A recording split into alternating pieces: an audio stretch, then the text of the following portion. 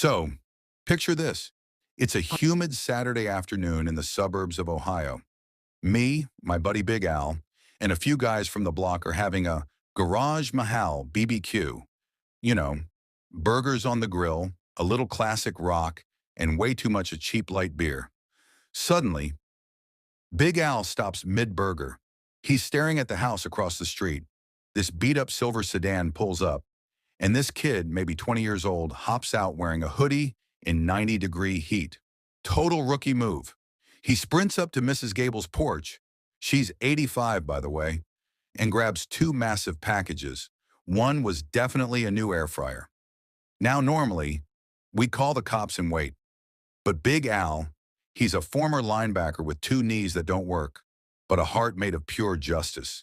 He drops his spatula and just roars. "Not on our watch, kid." We all scramble. It was like a slow-motion scene from a low-budget action movie. Five middle-aged dudes in cargo shorts and flip-flops, sprinting across the hot asphalt. The kid trips on his own oversized hoodie. Amateur. By the time we got there, he was hyperventilating. He looked like he'd seen a ghost, or worse. Five very sweaty, very annoyed dads. But here's the thing. We didn't want to hurt him. We just wanted him to learn. Big Al goes back to his garage and pulls out this massive roll of industrial-strength bubble wrap. The big bubbles. The satisfying ones.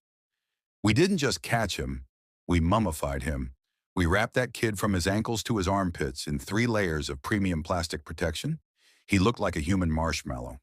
Then, for the festive touch, we used a whole roll of bright orange caution tape to finish the job. We stood him up right next to Mrs. Gable's garden gnome collection. He couldn't move his arms. He couldn't run. He just stood there, crinkling, every time he tried to breathe. When the cops finally rolled up, 20 minutes later, they didn't even draw their tasers. They just lost it. One officer had to lean against his cruiser because he was laughing so hard he could barely speak. They didn't even unwrap him for the ride to the station. They just tilted him and slid the human bubble wrap into the back seat of the patrol car. Mrs. Gable came out, gave us all a round of lemonade, and we went back to our burgers. Best Saturday ever.